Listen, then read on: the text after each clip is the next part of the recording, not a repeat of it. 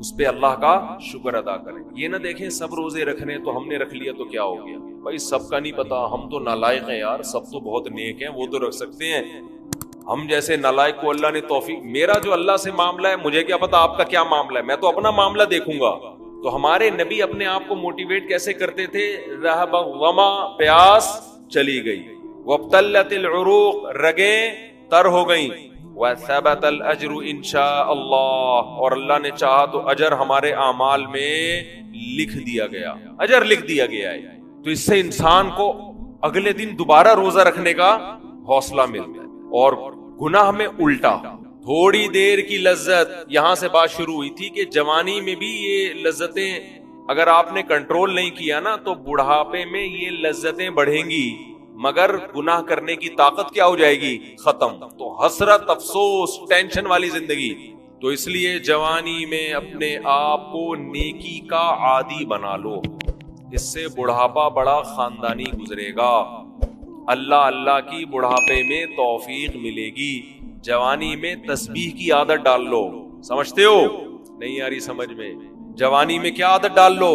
تسبیح کی. نبی صلی اللہ علیہ وسلم نے فرمایا, صحیح بخاری کی آخری حدیث, کلمتان خفیفتان علی اللسان ثقیلتان فی المیزان حبیبتان الی الرحمن سبحان اللہ وبحمدہ سبحان اللہ العظیم. دو کلمات زبان پہ بہت ہلکے, ترازو میں بہت بھاری, اور رحمان کو بہت محبوب. ایک سبحان اللہ وبحمدہ, دوسرا سبحان اللہ العظیم. یہ آپ نے اگر جوانی میں اپنے آپ کو ذکر کا عادی بنا دیا, بڑھاپا بڑا اچھا گزر. ہماری مسجد میں ایک بزرگ ہیں, پابندی سے تراویح پڑھتے ہیں. آج فجر میں پتا چلا کہ روزانہ 20 پارے تلاوت کا معمول. میرا خیال ہے 70 سال عمر تو ہوگی, 70 سال میں روزانہ کتنے پارے پڑھ رہے ہیں؟ 20. کیا یہ عادت انہوں نے بڑھاپے میں ڈالی ہے؟ بڑھاپے میں اتنی ہمت نہیں ہوتی. یہ عادت کب سے پڑی ہوئی ہوتی ہے؟ جوانی میں روز 20 نہیں پڑھتے ہوں گے, 2 پڑھتے ہوں گے, 3 پڑھتے ہوں گے, لیکن جیسے جیسے عمر بڑھ رہی ہے وہ تعداد کم ہونے کے بجائے بولو وہ شوق بڑھتا چلا جا رہا ہے. عین ممکن ہے کچھ دنوں کے بعد یا چند سالوں کے بعد صحت اجازت نہ دے, عین ممکن ہے, لیکن شوق تلاوت کا کم ہونے کے بجائے بڑھے گا. اور اللہ اجر کس پہ لکھے گا؟ شوق پہ. حدیث میں آتا ہے کسی کا کوئی معمول تھا, صحت خراب ہونے کی وجہ سے معمول چھوٹ گیا تو اللہ اس کے اعمال میں وہ نیکی لکھتے رہتے ہیں. جیسے کسی نے ہمیشہ رمضان میں روزے رکھے ہوں, بڑھاپا آ گیا, شوگر, بیماریوں کی وجہ سے روزہ نہیں رکھ پا رہا, تو اب یہ تھوڑی کہ اللہ اس کا اجر ضائع کریں گے. اللہ کہیں گے تو نے ہمیشہ رکھے ہیں, اب مجبور ہے تو میں تیرے اعمال میں روزے لکھتا چلا جاؤں گا. تو آج آپ نے اپنے آپ کو میرے بھائی اللہ کا تھوڑا تھوڑا اللہ کا ذکر کی عادت ڈالو. میں نہیں کہہ رہا آپ سے زیادہ نہیں ہوتا تو وحشت نہ تھوڑا کر لو. آج تھوڑا کرو گے, کل اس تھوڑے میں ایسی لذت ہوگی کہ اللہ اس مقدار کو بڑھا دے. حدیث میں آتا ہے سبحان اللہ والحمد للہ ولا الہ الا اللہ واللہ اکبر, یہ کلمات احب الی اللہ مما طلعت الشمس او کما قال صلی اللہ علیہ وسلم.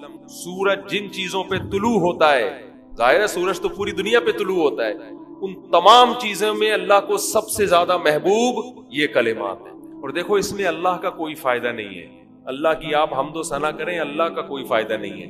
اللہ یہ چاہتے ہیں میرے بندے اپنی زبان سے میرا نام لیا کریں. اللہ کو اس بات کی خوشی ہوتی ہے. ہمارے حضرت ایک شعر پڑھا کرتے تھے, یہ جو اہل اللہ ہوتے ہیں نا ان کو ذکر کی بڑی عادت پڑ جاتی ہے. بار بار اللہ کا نام لیتے لیتے نا, شروع میں تو انسان کو عادت نہیں ہوتی, جب نام لیتا ہے اور بار بار ذکر, تو پھر اس کا ٹائم اللہ کے ذکر کے بغیر پاس نہیں ہوتا. پھر اس کو ایک کمی محسوس ہوتی ہے.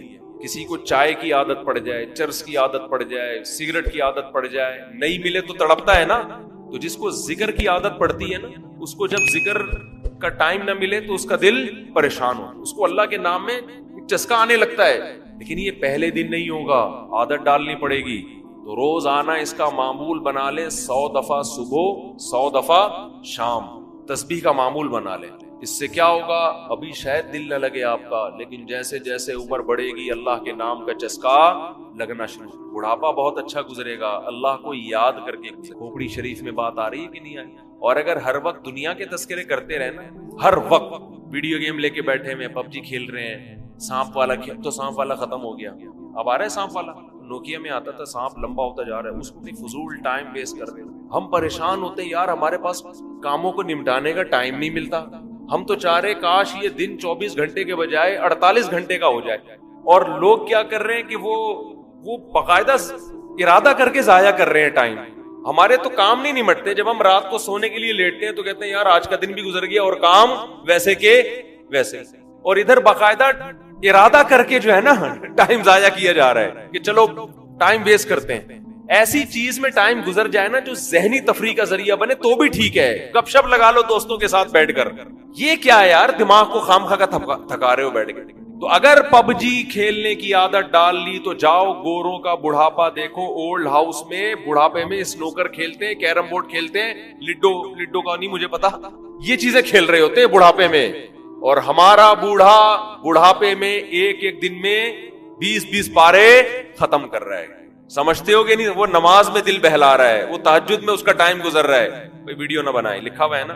تو یہ کیسی عجیب بات ہے. آپ جائیں وہاں, ایک صاحب نے مجھے کہا کہ میں نے یورپ میں بڈھی عورتوں کو دیکھا, بڈھی عورتیں 5-6 بڈھی عورتیں بیٹھی ہوئی اور جوا کھیل رہی ہیں, تاش کھیل رہی ہیں. کہہ رہے مجھے یاد آیا یار ایک ہماری بوڑھی ہے, ہماری بوڑھی عورتیں مصلے پہ بیٹھی ہوتی ہیں, اللہ کر رہی ہوتی ہیں, آخری وقت اللہ کا نام لے کے گزار رہی ہوتی ہیں. اور ایک ہی بڑھیاں ہیں اور کیا کھیل رہی ہیں, تاش کے پتے. اچھا لگتے ہیں بڑھاپے میں یہ.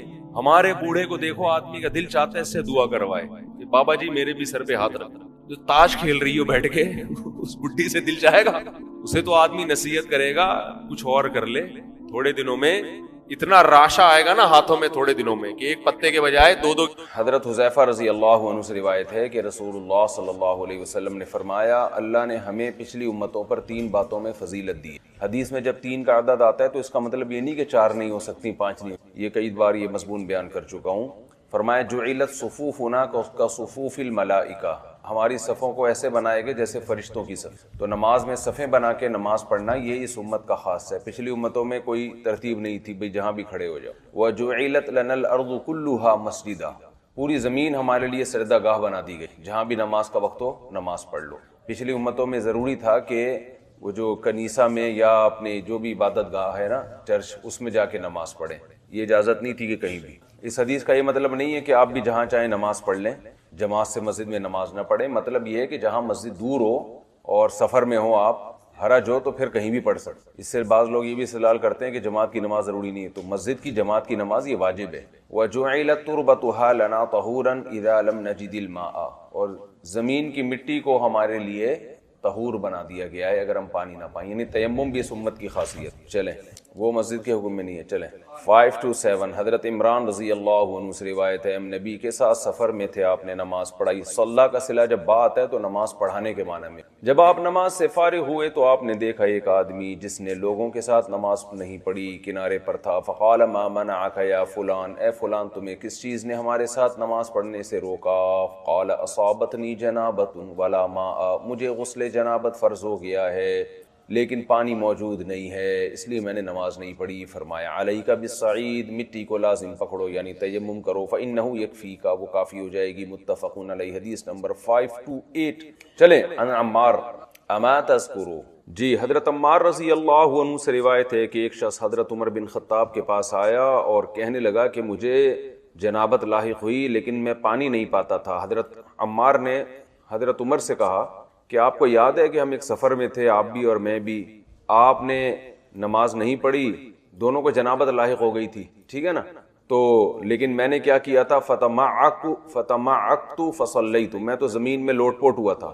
حضرت عمار کیا تھے, جب غسل فرض ہو گیا تو پریشان ہوئے کہ اب وضو کا تیمم تو ہمیں پتہ ہے, غسل کا تو پتہ نہیں, تو پوری کلابازیاں کھائی انہوں نے مٹی میں, ٹھیک ہے نا. فذکرت ذلک للنبی صلی اللہ علیہ وسلم, اس بات کا میں نے نبی سے تذکرہ کیا تھا تو نبی صلی اللہ علیہ وسلم نے فرمایا تھا تمہیں اتنا کافی تھا. تو آپ نے کیا کیا, دونوں ہتھیلیوں کو زمین پہ مارا اور پھونک ماری اور اپنے چہرے اور اپنے دونوں ہتھیلیوں کا آپ نے مسح کیا. فرمایا اتنا کافی تھا تمہیں. ابھی بتا رہا ہوں پوری حدیث, یہ بخاری کی حدیث ہے. اور دوسری حدیث میں آتا ہے, مسلم کی حدیث میں, انما یکفیک ان تضرب بیدیک الارض, کہ دونوں ہاتھوں کو زمین پہ مارو, پھر پھونک مارو اور پھر اپنے چہرے اور دونوں ہتھیلیوں پہ مس کر لو. اس حدیث کی بیس پہ امام احمد ابن حنبل رحمہ اللہ تعالیٰ کا مذہب یہ ہے، ان کی رائے یہ ہے کہ تیمم ایک ضرب، ایک دفعہ مٹی پہ ہاتھ مارنا ہے، اور پورے بازو بھی ضروری نہیں ہے، صرف ہاتھ اور چہرہ. سمجھتے ہو؟ امام احمد بن حنبل رحمہ اللہ تعالیٰ کا مذہب یہ ہے. حنابلہ سعودی اسی پر عمل کرتے ہیں کہ ایک دفعہ ہاتھ مارا، اسی سے منہ اور اسی سے ایسے صرف یہاں. جبکہ تینوں ائمہ کا مذہب یہ ہے، امام مالک، امام شافعی، امام ابو حنیفہ، کہ تیمم میں دو ضرب ضروری ہیں.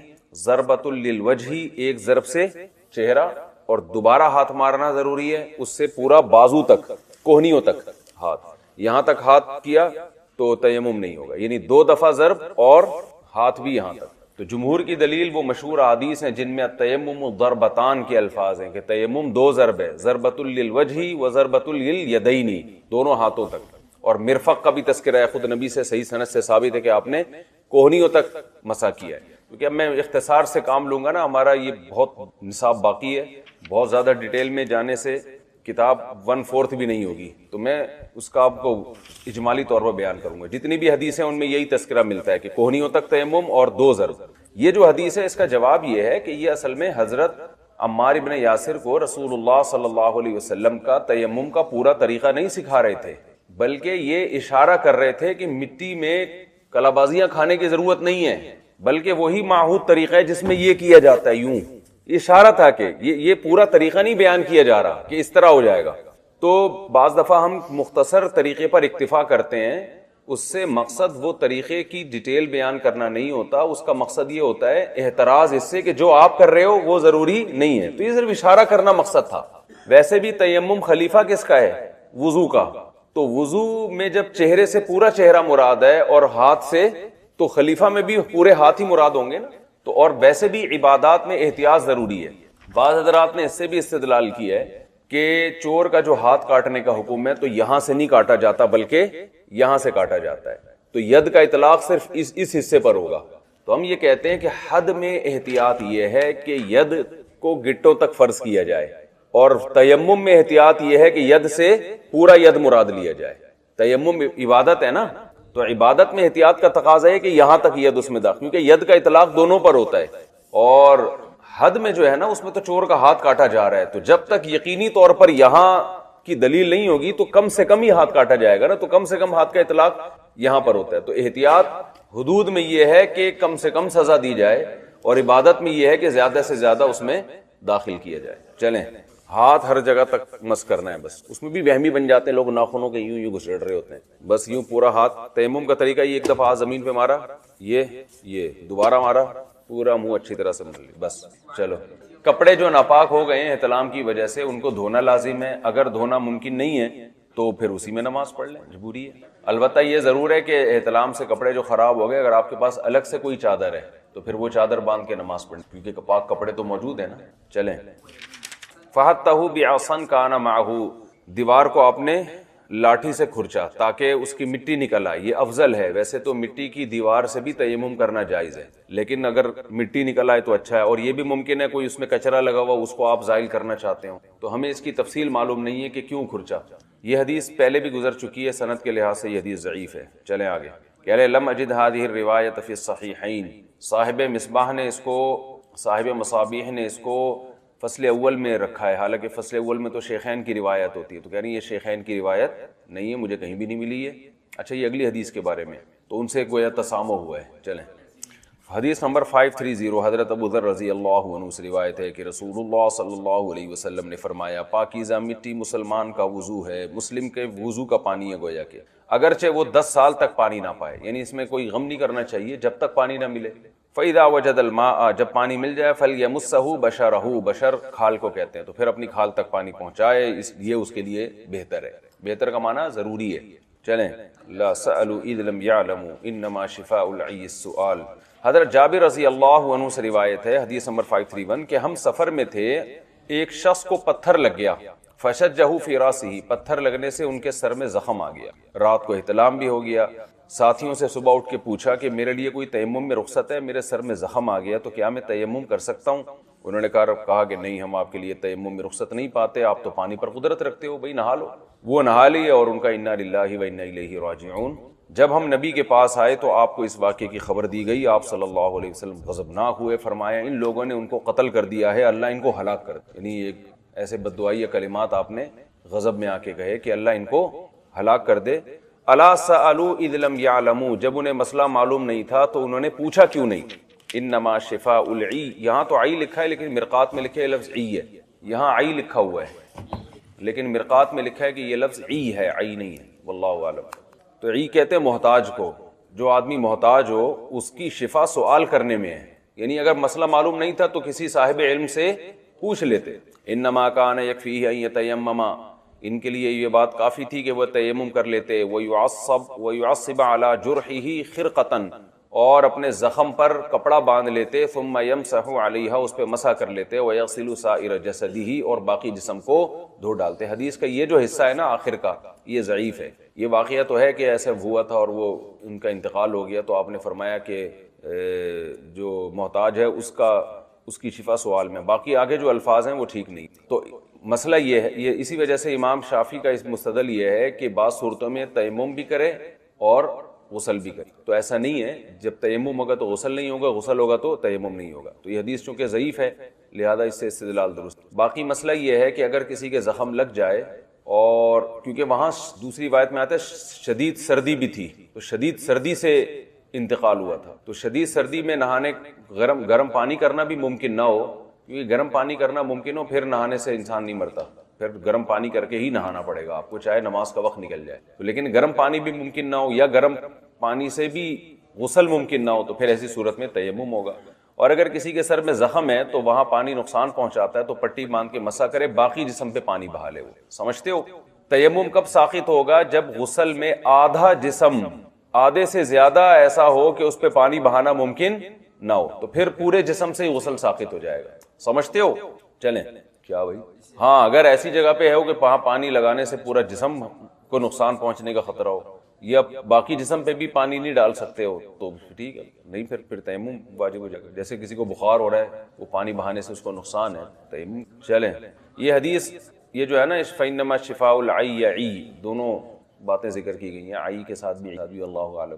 تو اس حدیث سے امام ابن قیم رحمہ اللہ تعالی نے تقلید کے خلاف استدلال کی بہت زیادہ، کہ تقلید جائز نہیں ہے، اس لیے کہ تحقیق کرو کہ شفا جو محتاج آدمی کی شفا کس میں ہے؟ تقلید میں نہیں ہے بلکہ سوال میں۔ علامہ ظفر عثمانی لکھا ہے کہ اسی سے تقلید ثابت ہوتی ہے کہ جس کے پاس علم نہ ہو وہ سوال کرے، اس لیے تھوڑی کہ سوال جب جواب ملے گا تو نہیں مانے گا بلکہ اس جواب کو فالو کرے گا، تو یہ تو عین تقلید ہے۔ اور بہت سخت ابن قیم پہ رد کیا انہوں نے کہ جو حدیثیں سے تقلید ثابت ہوتی ہے اس سے وہ ثابت کر رہے ہیں عدم تقلید۔ تو اس پہ انہوں نے پھر آخر میں تبصرہ کیا ہے کہ یہ ان علماء کا حال ہے جو مجتہد ہونے کا دعویٰ کرتے تھے، تو ان سے نصوص، اس قسم کی نصوص کے سے استدلال میں کتنی بڑی غلطی ہوئی ہے۔ تو جن کا دعویٰ اجتہاد نہیں ہے، جو علم کے اس لیول پر نہیں ہے، آپ ان کو کیسے تقلید سے روک رہے ہو؟ یعنی وہ پھر امت کا کیا بیچارے جا کے آگے حال خراب کریں گے۔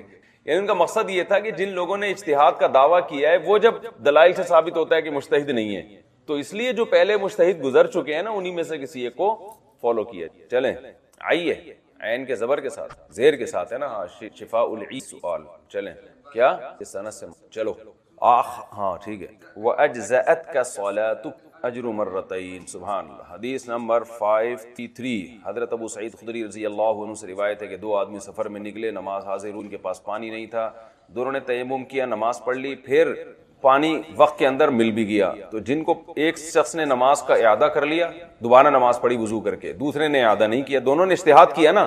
ایسے موقع پہ اجتہاد ہوتا ہے نا جہاں نص نہیں ہے، بھئی پانی مل گیا تو اب کیا کریں، تو ایک نے کہا بھئی اب دوبارہ لوٹائیں گے، دوسرے نے کہا نہیں لوٹائیں گے، دونوں میں اختلاف ہوا۔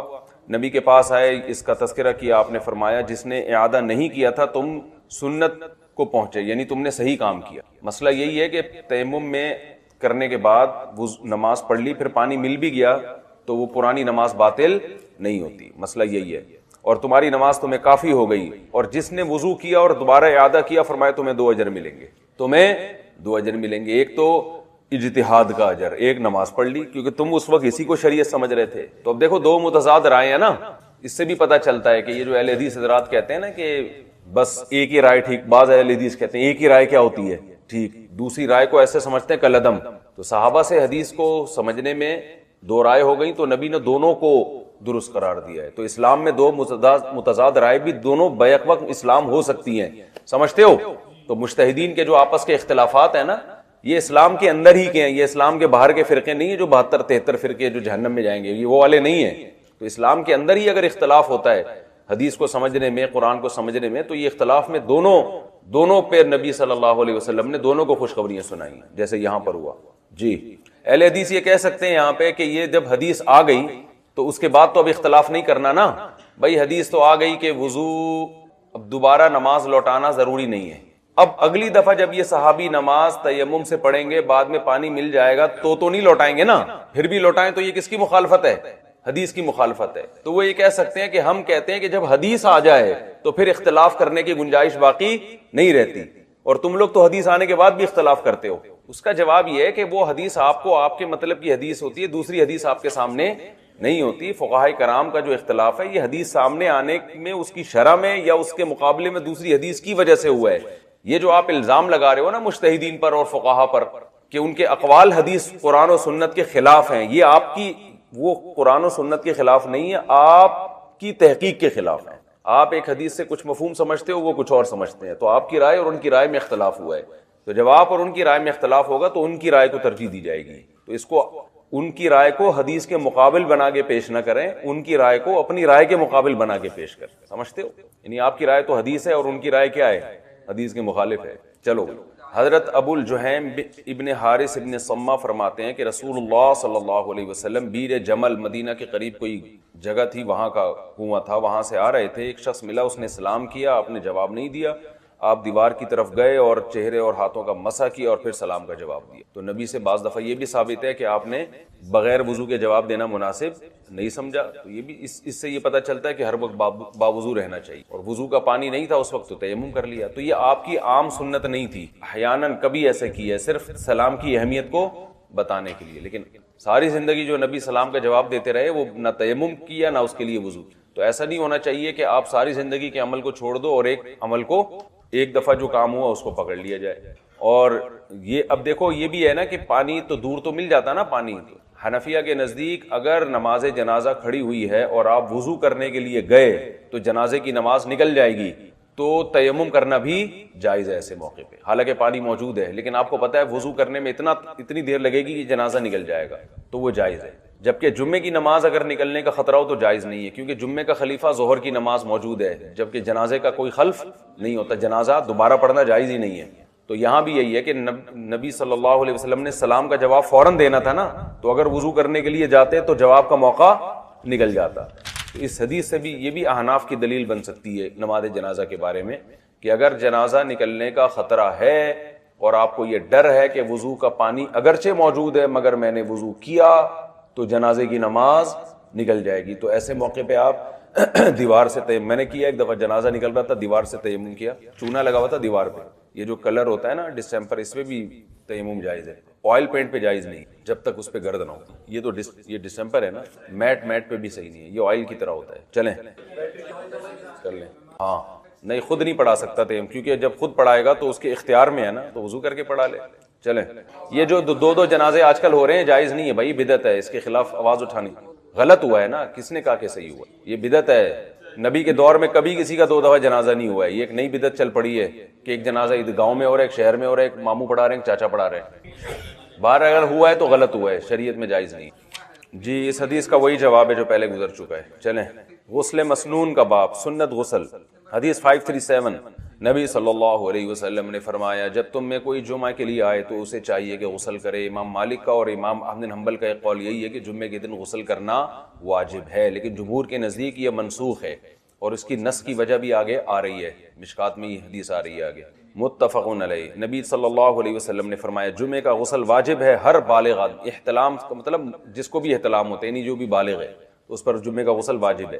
تو یا تو یہ حدیث منسوخ ہے جیسے کہ آگے آ رہا ہے عبداللہ بن عباس کا قول, یا یہ کہ واجب بمانا, تو حدیث کا واجب وہ فقہا کا واجب نہیں ہوتا, واجب کا مطلب ثابت ہے, یہ تاکید ہے اس کی. 539, حضرت ابو ہریرہ رضی اللہ عنہ سے روایت ہے کہ رسول اللہ صلی اللہ علیہ وسلم نے فرمایا ہر مسلمان پر حق ہے, یعنی لازم ہے کہ وہ ہر ہفتے میں ایک دن غسل کرے. یغسل فیہ راسہ وجسدہ، اور اس میں اپنے سر اور جسم کو دھوئے، متفق علیہ، بخاری مسلم کی حدیث ہے۔ تو ہر مسلمان پر ہفتے میں ایک دن غسل کرنا لازم ہے۔ تو یہ لازم سنت مؤکدہ کے معنی میں، یعنی جو ہفتے میں ایک دفعہ بھی غسل نہیں کرتا تو وہ قابل ملامت ہے، شدید ملامت کے لائق ہے۔ یہاں سالوں سالوں پانی وانی کی بات کرتے ہو، دل جلانے کی بات کرتے ہو، 6 مہینے سے منہ نہیں دھویا، تم نہانے کی بات کرتے ہو۔ چلو آگے، ایسے لوگ بھی مارکیٹ میں موجود ہیں۔ چلو بھائی آگے 540۔ نبی صلی اللہ علیہ وسلم نے فرمایا جس نے جمعہ کے دن غسل کیا فبیہا ونعمت، کیا ہی خوب کام کیا، ومن اغتسل فالغسل افضل، جس نے غسل کیا تو غسل بہتر ہے۔ جو میت کو غسل دے تو اسے چاہیے غسل کرے، نبی صلی اللہ علیہ وسلم نے فرمایا۔ یہ بھی واجبی حکم نہیں ہے، استحبابی ہے، کیونکہ میت کو غسل دینے میں بعض دفعہ گندگی لگ سکتی ہے جسم پہ، بہتر ہے۔ 542، چلو آگے۔ اور جو میت کو اٹھائے وضو کرے، تو بہتر یہ ہے کہ جو میت کو دفنانے کے لیے لے کے جائیں نا اٹھا کے، تو ان کے لیے باوضو ہونا افضل ہے، بہتر ہے۔ حضرت عائشہ رضی اللہ تعالی عنہ فرماتی ہیں کہ نبی 4 چیزوں سے غسل کیا کرتے تھے، جنابت سے، اور جمعے کے دن، اور حجامہ جب لگواتے تو اس کے بعد بھی غسل کرتے، اور میت کو جب غسل دیتے تو اس کے بعد بھی، یعنی یہ 4 چیزیں تو تھی جن میں لازمی کرتے تھے۔ بعد میں بھی جنازے سے پہلے کیا کرے گا؟ غسل کرے گا۔ میت کو جس نے غسل دیا ہو وہ کر لے بعد میں۔ چلے، حضرت قیس ابن عاصم فرماتے ہیں کہ انہوں نے اسلام قبول کیا تو نبی نے ان کو حکم دیا کہ پانی اور بیری کے پتوں سے غسل کریں۔ نبی صلی اللہ علیہ وسلم جب بھی کوئی غیر مسلم مسلمان ہوتا تھا تو اس کو غسل کا حکم دیا کرتے، تو یہ بھی استحبابی حکم ہے۔ اگر وہ حالت جنابت میں ہے تو پھر واجب ہے، اگر وہ جنابت میں نہیں ہے یا یعنی اس حال میں غسل کر چکا تھا اور اس پر ابھی جنبی نہیں ہے تو پھر اس پر غسل واجب نہیں ہے، لیکن بہتر ہے کہ جیسے ہی کوئی غیر مسلم اسلام قبول کرے تو اس کو غسل کا حکم دیا جائے۔ اور پھر بیری کے پتے جو ہے نا وہ کرتے ہیں میل کچیل دور کر دیتے ہیں، آپ تجربہ کر کے دیکھو، دیسی صابن ہے بیری کے پتے، بیری کے پتوں میں پانی بوائل کریں اور پھر اس پانی سے غسل کریں، بہترین صاف ہو جاتا ہے جسم۔ تو ان کو بیری کے پتوں سے غسل کا حکم دیا تاکہ جسم اچھی طرح سے صاف ہو جائے۔ چلو بھائی، آج ہم کہہ سکتے ہیں کوئی غیر مسلم اسلام قبول کرے تو ڈیٹول سے نہائے، یعنی خوب صفائی کرے۔ چلو بھائی، ہاں، حضرت اکرمہ فرماتے ہیں کہ اہل عراق نبی حضرت عبداللہ بن عباس کے پاس آئے اور کہنے لگے کہ کیا جمعے کے دن غسل واجب ہے؟ انہوں نے فرمایا نہیں، لیکن زیادہ اچھی بات ہے اور جو غسل کرے اس کے لیے بہتر یہی ہے۔ فرمایا کہ واجب نہیں ہے بلکہ افضل ہے۔ وَمَن لَّمْ يَغْتَسِلْ فَلَيْسَ عَلَيْهِ بِوَاجِبٍ، جو غسل نہ کرے تو واجب نہیں ہے۔ پھر وجہ بتائی عبداللہ بن عباس نے کہ نبی نے شروع میں حکم کیوں دیا تھا، واجب کیوں قرار دیا تھا۔ وَسَأُخْبِرُكُمْ كَيْفَ بَدَأَ الْغُسْلُ كَيْفَ بَدْءُ الْغُسْلِ، فرمایا میں بتاتا ہوں غسل کی ابتدا کیسے ہوئی۔ کان الناس مجہودین، مدینہ میں لوگ محنت کش تھے، یلبسون الصوف، موٹے اون کے کپڑے پہنتے تھے، ویعملون علی ظہورہم، اپنی پشت پہ وزن رکھ کے اٹھایا کرتے تھے، یعنی کاروبار کیا کرتے تھے۔ وکان مسجدہم ضیقا، اور ان کی مسجد تنگ تھی، مقارب السقف، سقف چھت بہت نیچے تھی، انما هو عریش، ایک کمرے کی طرح تھی جس میں چھاؤں کے طور پہ لوگ آ جایا کرتے ہیں، چھوٹی سی مسجد۔ اتنی چھوٹی مسجد میں جب اجتماع ہوگا اور لوگوں کے پسینے اور مزدور ٹائپ کے لوگ آئیں گے تو کیا حال ہوگا۔ فخرج رسول اللہ صلی اللہ علیہ وسلم فی یوم حار، ایک دن آپ گرمی کے دن آئے، وعرق الناس فی ذلک الصوف، لوگوں پسینوں میں لوگوں کا پسینہ نکلا ہوا تھا اس اون کے کپڑوں میں، حتی ثارت منہم ریاح آذا بذلک بعضهم بعضا، ان سے پسینے کی اسمیل آ رہی تھی جس سے بعض کو بعض سے تکلیف ہو رہی تھی۔ جب نبی صلی اللہ علیہ وسلم نے یہ اسمیل دیکھی، خوشبو، یہ بو دیکھی، قال یا ایھا الناس، فرمایا اے لوگو، اذا کان ھذا اليوم، جب یہ جمعے کے دن آیا کرے، فاغتسلوا، تو غسل کرو، وَلْيَمَسَّ أَحَدُكُمْ أَفْضَلَ مَا يَجِدُ مِن دُهْنِهِ وَطِيبِهِ، اس کے پاس جو سب سے بہترین تیل ہو اور سب سے بہترین خوشبو ہو وہ بھی لگا کر آئے کرو۔ تو شروع میں یہ وجوب واجب تھا اور اب کیا ہے؟ مستحب، سنت ہے، مستحب بھی نہیں، مستحب سے اوپر کا درجہ ہے سنت، کیونکہ نبی ہمیشہ جمعے کے دن غسل کر کے آئے کرتے تھے۔ تو لیکن جہاں ایسا مسئلہ ہو وہاں آج بھی واجب ہو جائے گا۔ جہاں مسئلہ ایسا ہو کہ اب دیکھو اعتکاف میں کیا ہوتا ہے، 10 دن گرمی کے اعتکاف میں جو معتکفین سے اسمیل آ رہی ہوتی ہے نا، اللہ کی پناہ، جن مسجدوں میں ایئر کنڈیشن نہیں۔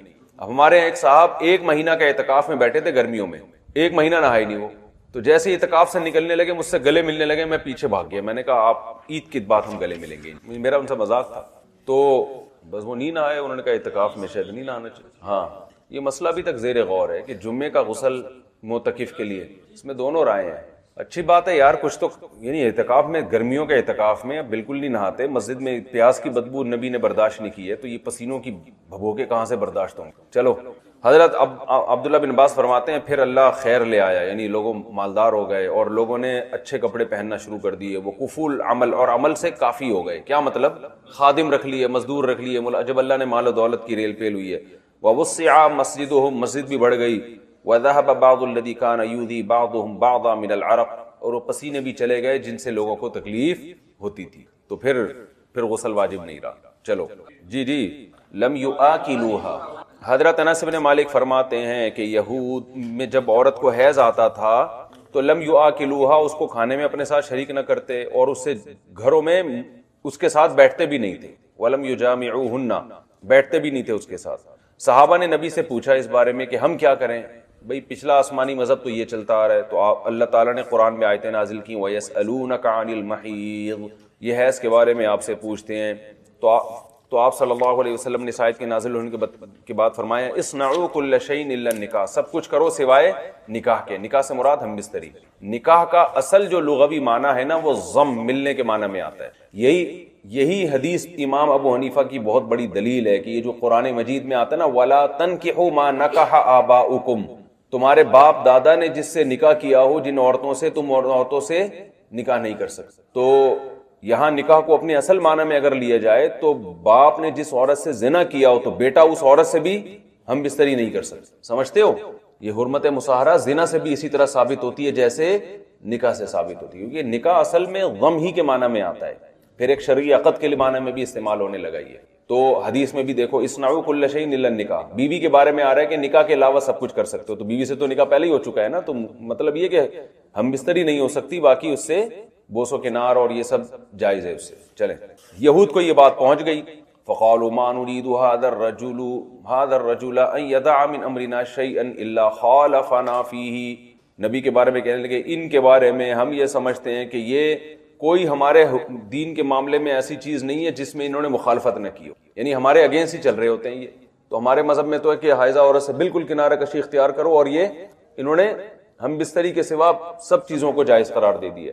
فجاء اسید بن حضیر وعباد بن بشر، اسید بن حضیر اور عباد بن بشر نبی کے پاس آئے. یا رسول اللہ ان الیہود یقول کذا وکذا، یہود تو ایسے ایسے کہہ رہے ہیں. افلا نجامعہن، تو کیا ہم ان کے ساتھ جماع نہ شروع کر دیں؟ اب اس کا جو شرع میں اس کا مطلب لکھا ہے وہ یہ لکھا ہے کیا ہم ان کو چھوڑ نہ دیں، لیکن لا نجامعہن کا مطلب چھوڑ نہ دیں کا مطلب یہ سمجھ میں آتا نہیں. افلا نجامعہن کا معنی تو ہم یہ کام کرنا چاہتے ہیں، سمجھ رہے ہو؟